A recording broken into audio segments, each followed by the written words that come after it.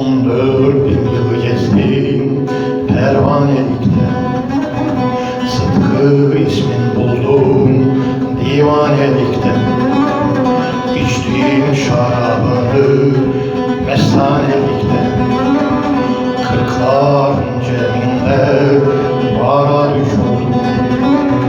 Kırkların cebinde haydar haydar haydar haydar haydar haydar haydar haydar dost bara düş oldum.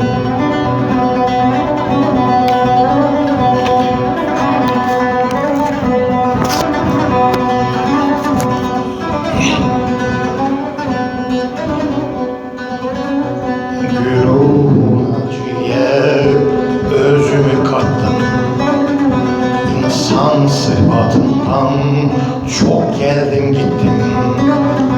Bülbül oldum Firdevs bağında öttüm.